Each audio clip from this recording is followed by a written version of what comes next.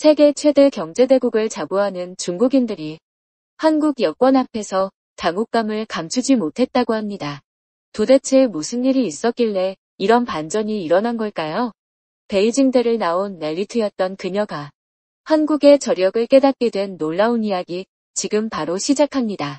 안녕하세요. 저는 방콕 수원나품 국제공항에서 입국심사관으로 일하고 있는 29살 파이린 통차이입니다. 제가 이렇게 사연을 보내게 된 것은 제 과거의 잘못된 편견과 오만함을 고백하고 싶어서입니다. 지금 생각해보면 너무나 부끄러운 일이지만 누군가에게는 교훈이 될 수 있을 것 같아 용기를 내어 펜을 들었습니다. 저는 소위 말하는 태국의 상류층 가정에서 자랐어요. 부모님은 방콕에서 큰 규모의 중국 수입품 도매상을 운영하고 계시죠. 오빠는 하와이 태국지사에서 고위직으로 일하고 있고요. 어릴 때부터 저희 집은 중국이라는 존재가 특별했답니다. 저희 집 거실에는 항상 중국 CCTV 뉴스가 나왔고 식탁에는 중국 음식이 올라왔어요. 마치 우리가 태국이 아닌 중국에 사는 것 같았죠. 파이린. 내가 보는 이 물건들, 이 브랜드들 모두 중국이 만든 거야. 앞으로 세계는 중국의 것이 될 거란다. 미국도 일본도 모두 중국 앞에서는 무릎을 꿇을 수밖에 없어. 아버지는 늘 이렇게 말씀하시면서 중국어를 배우라고 하셨죠. 덕분에 저는 어린 시절부터 중국어 공부에 매진했고 결국 베이징 대학교 국제관계학과에 장학생으로 입학하게 되었습니다. 그때 아버지의 자랑스러워하시던 표정을 아직도 잊을 수 없어요. 베이징에서의 4년은 제 자부심을 더욱 키웠어요. 세계 각국에서 온 유학생들과 어울리면서 중국의 힘을 직접 체감했거든요. 특히 시진핑 주석의 1대1로 정책이 한창이던 시기라 중국의 영향력은 정말 대단해 보였답니다. 매일 밤 친구들과 모여 중국의 미래를 이야기하면서 우리는 중국의 시대가 온다고 확신했어요. 그런 배경을 가진 제가 태국으로 돌아와 선택한 직업이 입국심사관이었어요. 사실 처음엔 부모님이 반대하셨습니다. 공무원보다는 중국 기업에서 일하는 게 낫지 않겠냐고 하셨죠. 하지만 저는 고집을 부렸어요. 제가 입국심사관이 되면 중국분들이 태국에 들어올 때 도움을 줄 수 있잖아요. 그게 더 의미 있지 않을까요? 게다가 태국과 중국의 관계를 더 돈독하게 만드는데 기여할 수 있을 것 같아요. 지금 생각하면 정말 부끄러운 마음가짐이었습니다. 입국심사관은 공정해야 하는데 저는 처음부터 편향된 마음을 가지고 있었으니까요. 심지어 교육과정에서 배운 공정성과 중립성이라는 가치도 제 머릿속에서는 중국을 위한 봉사로 왜곡되어 있었죠. 실제로 저는 업무 중에 중국 여권을 들고 오시는 분들에게 특별한 배려를 했어요.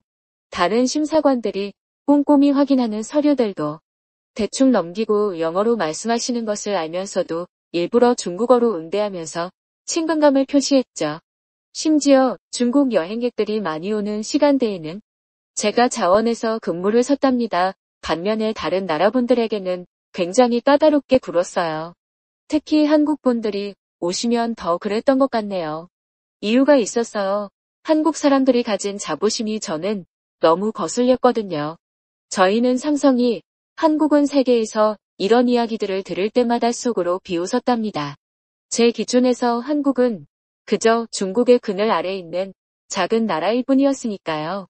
한국이 잘 사는 것도 중국에 있어서 그런 거 아닌가 하는 생각을 했었죠. 매주 일요일 저희 가족은 다 같이 모여 식사를 하는 전통이 있어요. 그때마다 저는 입국심사관으로서 보는 중국의 위대함을 자랑하곤 했죠. 아빠 요즘 중국 관광객들 정말 대단해요. 명품 가방을 한 아름씩 들고 다니시는데 유럽 관광객들은 비교도 안 돼요. 역시 세계 경제는 중국이 좌우하는 것 같아요. 심지어 일본 관광객들도 예전만큼 많이 안 와요. 중국이 일본을 앞지른 거죠. 오빠는 하와이의 실적 자료를 들고 와서 설명했고 어머니는 중국 도매상들과의 새로운 계약 소식을 전했죠. 우리 가족에게 있어 중국은 그저 숭배의 대상이었답니다. 주말마다 이어지는 우리 가족의 중국 찬양 모임은 마치 광신도들의 집회 같았어요. 동료들 사이에서도 저는 친중파로 유명했습니다. 다른 심사관들이 중국 여행객들의 까다로운 행동을 지적할 때면 저는 항상 중국을 옹호했어요. 그만큼 큰 나라니까 그럴 수 있죠. 우리가 이해해야 해요. 이런 식으로요. 지금 생각하면 참 한심한 변명이었네요. 하지만 제 오만함은 곧 현실의 벽에 부딪히게 됩니다. 그것도 제가 가장 무시하던 한국이라는 나라를 통해서요. 지금 생각해보면 참 부끄럽지만 그때 제 모습을 있는 그대로 말씀드리는 이유는 제가 얼마나 크게 잘못 생각하고 있었는지 고백하고 싶어서입니다. 2023년 초 저의 변화는 예상치 못한 순간에 시작되었습니다. 처음 제 자부심이 흔들리기 시작한 건 방콕 시암센터의 올리브영 1호점이 오픈했을 때였어요. 지나가다 본 김줄이 너무 신기해서 물어봤더니 한국 화장품을 사기 위해 줄을 선 거라더군요. 처음에는 이해가 되지 않았습니다. 중국 화장품도 많은데 뭐가 그렇게 특별하다고, 이건 그냥 일시적인 유행이겠지. 하지만 우연히 들른 매장에서 본 광경은 충격적이었어요. 중국 관광객들까지 한국 화장품을 쓸어 담고 있었거든요. 저는 귀를 의심했습니다. 중국어로 이거 한국 거 맞아요? 정품 맞아요? 라고 끊임없이 묻는 소리가 들렸어요. 제가 알던 중국인들의 모습이 아니었죠. 심지어 어떤 중국인 관광객은 우리나라 화장품보다 품질이 좋다고 말하는 걸 듣고 충격을 받았답니다. 그 즈음 태국을 발칵 뒤집어 놓은 뉴스가 있었어요. 블랙핑크 리사가 방콕의 고급 아파트를 구매했다는 소식이었죠. 사실 전 리사를 잘 몰랐어요. 그저 한국에서 활동하는 태국 가수 정도로만 생각했거든요. 뭐 어때서 그냥 태국 사람이 고향에 집 한 채 산 건데 라고 생각했죠.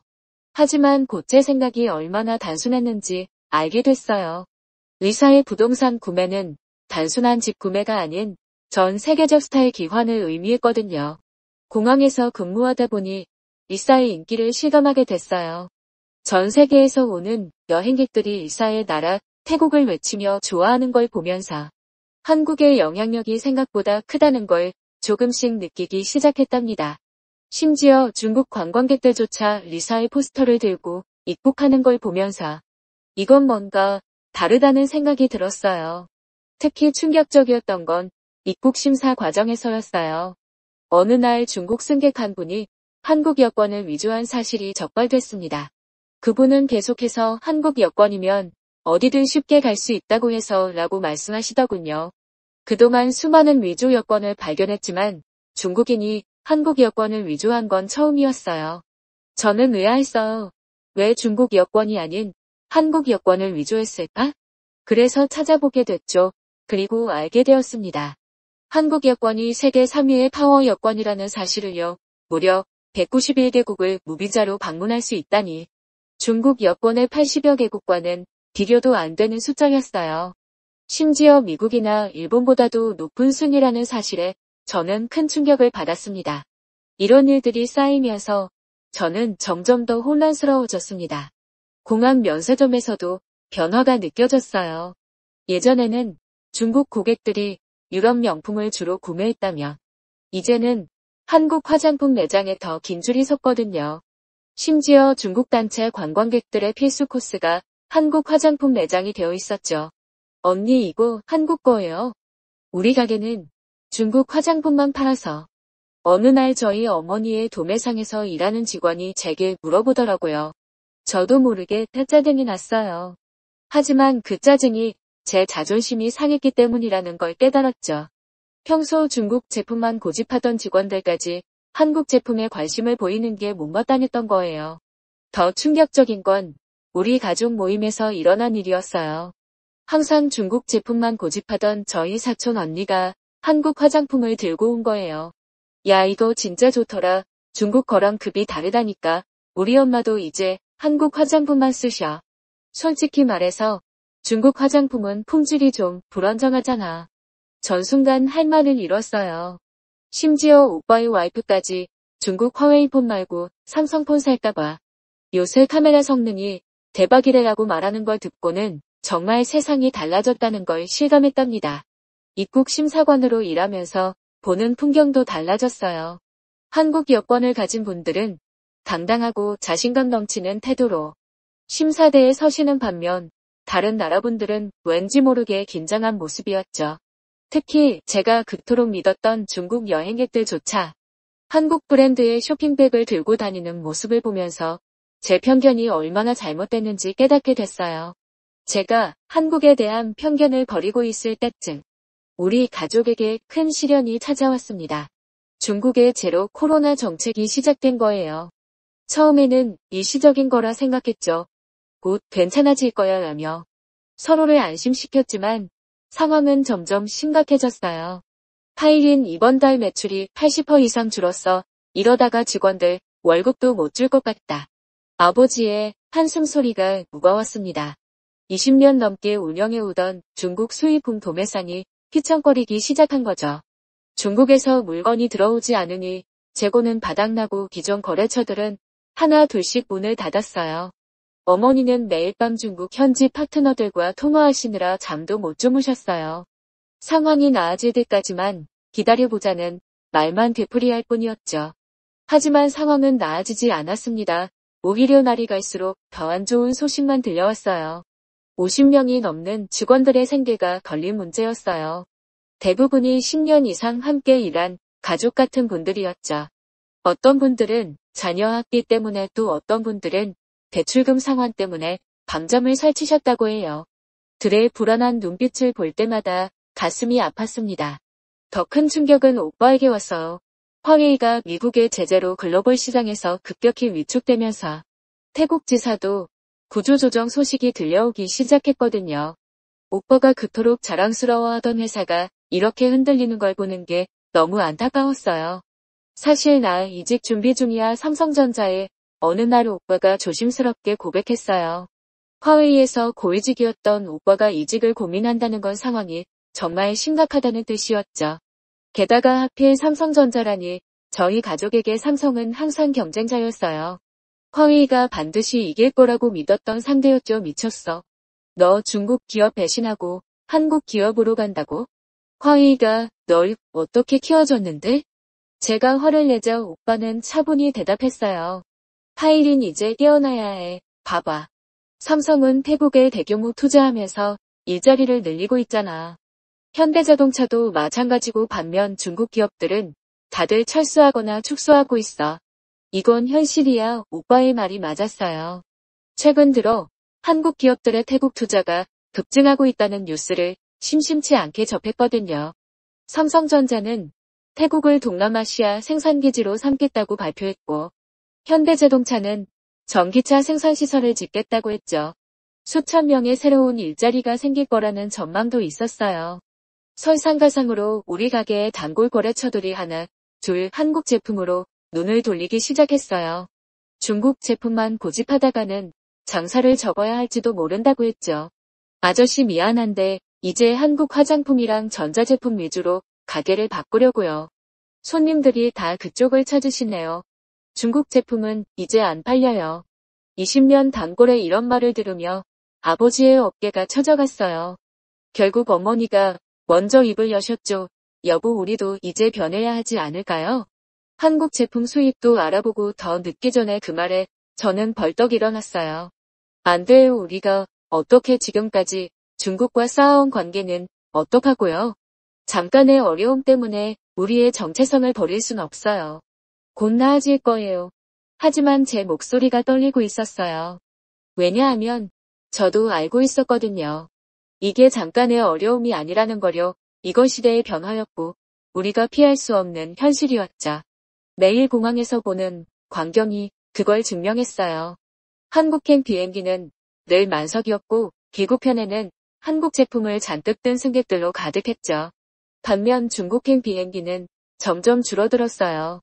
때로는 절반도 채우지 못한 채 이륙하는 걸 보면서 가슴이 아팠습니다.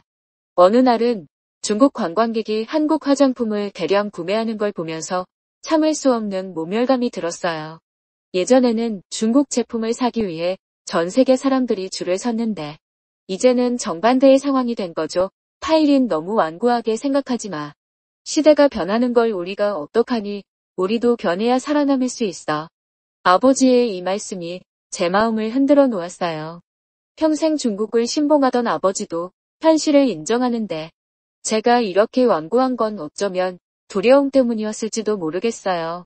제가 믿어온 모든 것이 무너지는 것 같았거든요. 그래도 저는 여전히 반발했어요. 하지만 그때는 몰랐죠. 제 고집이 우리 가족을 더 큰 위기로 몰아갈 수 있다는 거려. 그러던 어느 날 우리 공항에 폭탄이 떨어졌어요. 한국 정부가 태국인 불법 체류자 13만 명을 단 3일 만에 강제 출국시킨다는 소식이었죠. 처음에는 믿기지 않았어요. 말도 안 돼요. 어떻게 3일 만에 13만 명을 이건 불가능한 일이에요. 하지만 그건 현실이 되었습니다. 첫날부터 수완나품 공항은 아수라장이 됐어요. 강제 출국된 사람들로 입국장이 마비될 정도였죠. 입국심사관으로서 저는 그 혼돈의 한가운데 있었습니다. 평소 하루 입국자의 3배가 넘는 인원이 한꺼번에 들어오니 시스템이 감당할 수 없을 지경이었어요. 이럴 순 없어요. 저희 짐도 못 챙겼다고요. 집 계약금도 못 받았는데 어떡하라는 거예요? 애들 학교는 어쩌고 제 가게는요? 직원들 월급은 어떡하죠? 매일 밤낮으로 들려오는 울분 섞인 하소연을 들으며 저는 복잡한 감정에 휩싸였어요. 한편으로는 그들의 사연이 안타까웠지만 다른 한편으로는 법을 어긴 것에 대한 책임을 져야 한다고 생각했거든요. 불법 체류라는 걸 알면서도 위험을 감수한 그들의 선택이었으니까요. 특히 충격적이었던 건 제가 아는 집 가정부 팥비의 모습을 입국장에서 마주친 순간이었어요. 팥비는 제가 어렸을 때부터 저희 집에서 일하신 분이에요. 저를 자신의 딸처럼 돌봐주셨죠. 파일인 나지? 팥비는 울면서 제게 달려왔어요. 10년 넘게 저희 집에서 일하다가 2년 전 한국에 간다며 떠났던 분이었죠. 그동안 한국에서 불법 체류자로 살았다는 걸 그제야 알게 됐어요. 그동안 저희 가족은 팥비가 한국에서 합법적으로 일하고 있다고 믿었던 거예요. 한국에서 식당 일하면서 번 돈으로 아들 대학 등록금도 내고 집도 좀 굳혔어. 이제 조금만 더 있으면 됐는데 내년이면 아들이 졸업하는데 그 말을 듣는 순간 제 마음속 어딘가가 무너져 내렸어요. 팥비는 제게 언니 같은 분이었는데 그분이 불법 체류자였다니 게다가 그분만이 아니었어요. 강제 출국자 명단을 확인하면서 저는 더 큰 충격에 빠졌습니다. 입국 심사를 하면서 알게 된 사실들은 더 충격적이었습니다. 의사, 교사, 회사원 등 전문직에 종사하던 분들도 있었고 심지어 태국 고위 공무원의 자녀도 있었어요. 방콕의 유명 대학을 나온 엘리트들도 많았죠. 모두가 더 나은 삶을 위해 불법이란 걸 알면서도 한국행을 선택했던 거예요. 그들의 이야기를 들을수록 마음이 무거워졌어요. 한국에서 받는 최저임금이 태국의 평균 월급보다 높다는 거, 촉과 근무수당도 제대로 받을 수 있다는 거, 의료보험 혜택도 좋다는 거. 이런 이야기들이 태국 사람들을 유혹했던 거죠. 하지만 입국심사관으로서 저는 냉정해야 했어요. 매일 수십 건의 위조 여권과 서류를 적발하면서 이런 불법 행위가 얼마나 심각한 문제인지 잘 알고 있었거든요. 법 질서가 무너지면 국가의 근간이 흔들린다는 것도요. 한국이 너무한 거 아니에요? 저렇게 무자비하게 동료 심사관이 한 말에 저는 이렇게 대답했어요. 불법은 불법이에요. 우리라도 똑같이 했을 거예요. 어쩌면 더 강하게 대처했을지도 모르죠. 문제는 왜 이렇게 많은 태국인들이 불법 체류를 선택했는지 생각해 봐야 해요. 그 순간 제가 한 말에 스스로도 놀랐어요. 전에는 무조건 한국을 비난했을 텐데 이제는 그들의 입장을 이해하고 있었거든요. 법치주의 국가로서 당연히 해야 할 일을 한 것뿐이었죠. 특히 인상 깊었던 건 한국 정부의 체계적인 시스템이었어요. 13만 명이나 되는 사람들을 3일 만에 출국시킬 수 있다는 건 그만큼 완벽한 시스템이 있다는 뜻이었죠. 반면 우리는 불법 체류자 문제를 제대로 파악조차 못하고 있었어요. 파일인 너도 봤지? 한국은 확실하더라. 말만 하는 게 아니라 실제로 행동으로 옮기잖아. 우린 알아였으며 3년이 걸려도 못했을 일을 3일 만에 해치웠어. 아버지의 이 말씀이 가슴에 와닿았어요. 그동안 우리는 한국을 얕봤지만 실제로 한국은 말과 행동이 일치하는 나라였던 거죠. 이런 면에서 우리가 배워야 할 점이 많다는 생각이 들었습니다. 강제 출국된 사람들을 보면서 마음이 아프기도 했지만 한편으로는 한국의 단호함이 부러웠어요. 원칙을 지키면서도 효율적으로 일을 처리하는 모습이 인상적이었거든요. 그러던 중 또 하나의 소식이 들려왔어요. 한국에서 추방된 불법 체류자들 중 상당수가 중국을 통해 한국으로 재입국을 시도하고 있다는 거였죠.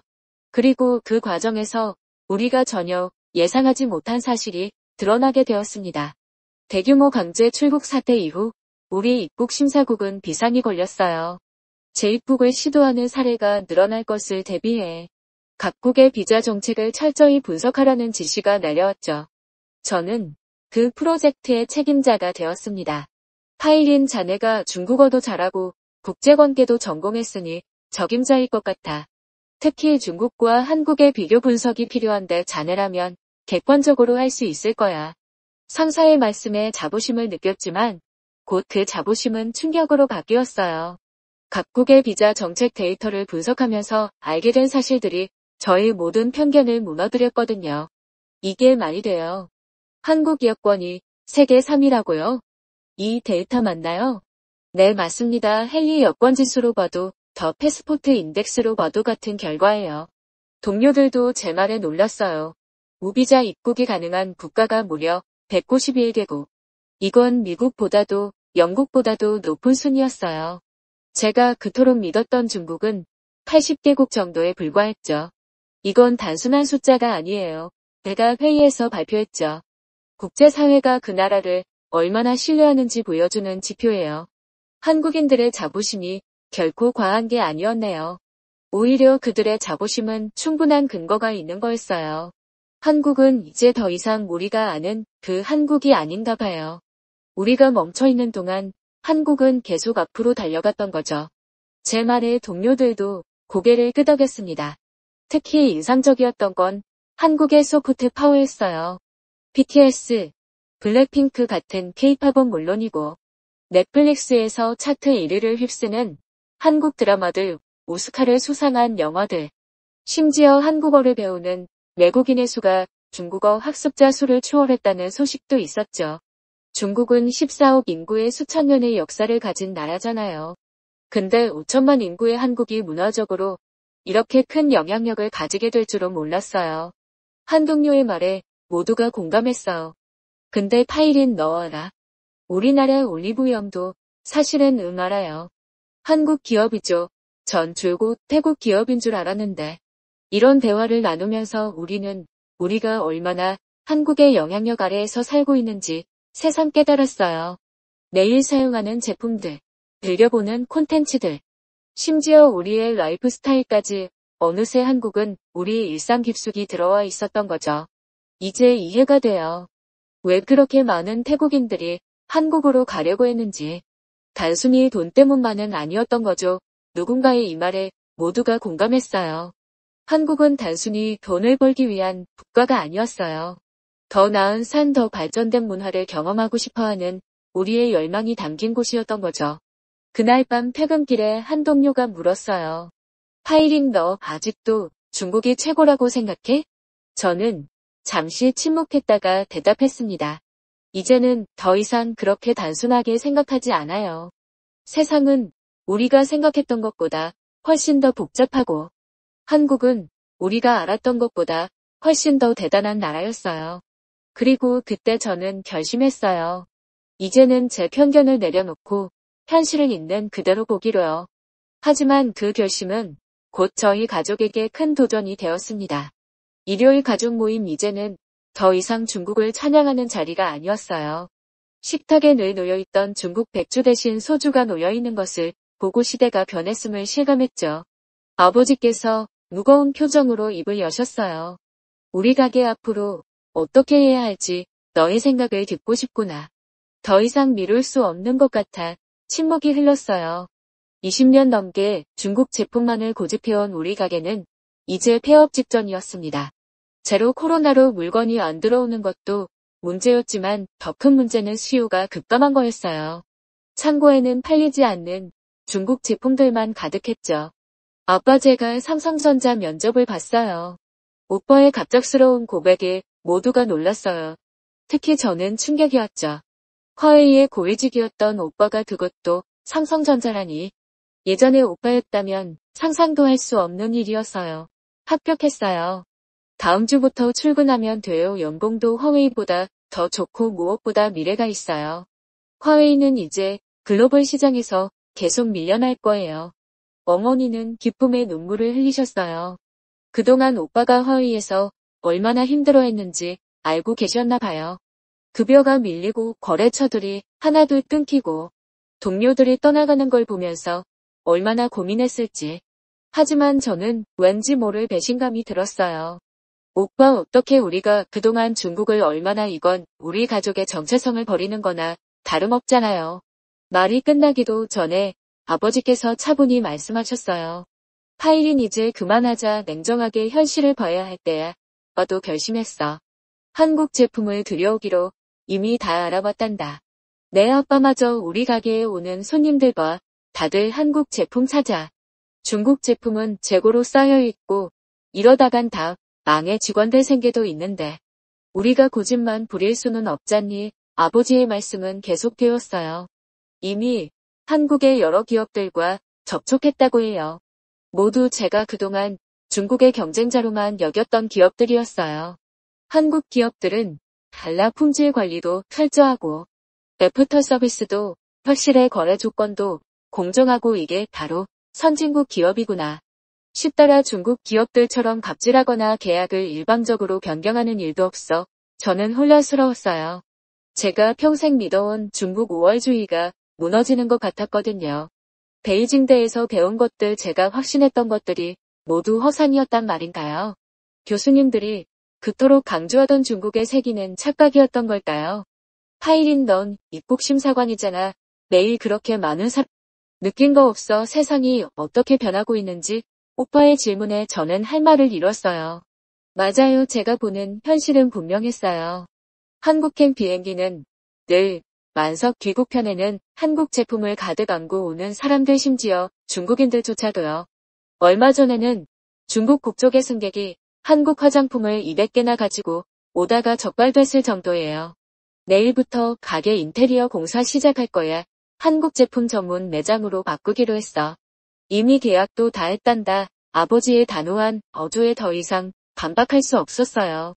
그리고 그때 어머니께서 조용히 말씀하셨죠. 파일인, 우리가 중국을 좋아했던 건 중국이 강해서가 아니었을까? 근데 지금 정말 강한 건 한국인 것 같아. 강한 줄 알았던 건 실은 크기였던 거고. 그 말씀이 제 마음을 흔들어 놓았어요. 우리는 정말 강해서 중국을 동경했던 걸까요? 아니면 그저 강해 보여서였을까요? 억지로 만들어낸 자부심과 진정한 자부심은 달랐던 거죠. 다음 날 저는 평소보다 일찍 공항에 나갔어요. 여전히 입국장은 한국에서 온 승객들로 붐볐죠. 그들의 당당한 눈빛, 자신감 넘치는 태도, 이제는 그게 단순한 오만이 아니란 걸 알겠어요. 그들에겐 그럴 만한 자격이 있었던 거예요. 그리고 그때 한 승객이 제게 건넨 한국 여권을 보면서 문득 깨달았어요. 우리가 진정으로 존경해야 할 것은 보이는 힘이 아니라 진짜 힘이란 거려. 허세가 아닌 실력, 과시가 아닌 실천. 한국은 그것을 보여주고 있었어요. 저녁 집으로 돌아가는 길에 새로 단장 중인 우리 가게를 봤어요. 중화무역이라고 적혀있던 간판이 내려지고 있었죠. 20년 넘게 우리 가족의 자부심이었던 그 간판이요. 파일인 새 간판 문구는 내가 정해줬으면 해. 아버지의 말씀에 저는 잠시 생각에 잠겼어요.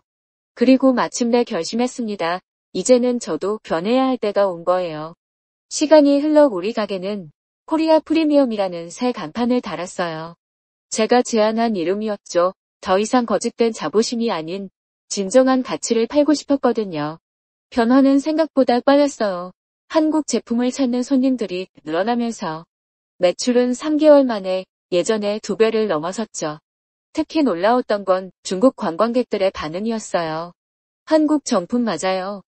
중국에서는 가짜가 너무 많아서 이런 질문을 받을 때마다 묘한 감정이 들었어요. 한때 저는 중국 제품의 품질을 무조건 옹호했었는데 이제는 오히려 한국 제품의 진품 여부를 확인해주는 입장이 되다니요. 오빠도 삼성전자에서 새로운 삶을 시작했어요. 놀랍게도 그의 화웨이 경력은 오히려 장점이 되었다고 해요. 중국 시장을 잘 아는 인재가 필요했다나요. 문화적 배경도 비슷한 한국 기업의 포용력이 대단하다고 느꼈어요. 입국 심사관으로서도 많은 것이 달라졌어요. 이제는 한국의 불법 체류자 단속을 이해하게 됐거든요. 그들의 정책이 얼마나 합리적이었는지, 왜 그런 결정을 할 수밖에 없었는지, 룰을 지키는 것 그게 바로 선진국의 조건이에요. 제가 신입 심사관들을 교육할 때 하는 말이에요. 한국이 국제사회에서 신뢰받는 이유도 바로 이것 때문이었죠. 원칙을 지키면서도 효율적으로 단호하면서도 인도적으로. 이게 바로 진정한 선진국의 모습이라는 걸 깨달았어요. 가족들과 함께 새로운 사업 방향을 고민하면서 우리는 더 큰 그림을 보게 됐어요. 단순히 물건을 사고 파는 게 아니라 양국의 문화를 잇는 가교 역할을 하고 싶었거든요. 태국과 한국 서로가 서로를 더 잘 이해하게 되면 좋겠어요. 우리 가게는 이제 한국 제품을 파는 것뿐만 아니라 한국 문화를 소개하는 공간이 되었어요. 한국어 교실도 열고 한국 음식도 맛볼 수 있게 했죠. 특별히 자랑스러운 건 우리 직원들 중 5명이 합법적으로 한국에서 일할 기회를 얻었다는 거예요. 얼마 전 한 기자가 저희 가게를 취재하러 왔어요. 원래는 중국 제품 전문점이었다고 들었는데 왜 바꾸셨나요? 저는 이렇게 대답했습니다. 진짜 가치를 알게 됐기 때문이에요. 한국은 우리에게 단순한 경제 파트너가 아니에요. 배울 점이 많은 선배이자 함께 성장할 수 있는 동반자죠. 이제 저는 매일 아침 출근길에 우리 가게 간판을 보며 미소 짓습니다. 더 이상 허상을 쫓지 않아도 된다는 안도감, 진정한 가치를 발견했다는 자부심, 그리고 무엇보다 새로운 미래에 대한 희망을 느껴요. 마지막으로 저는 이 말을 하고 싶어요. 우리는 때로 편견에 사로잡혀 진실을 보지 못할 때가 있어요.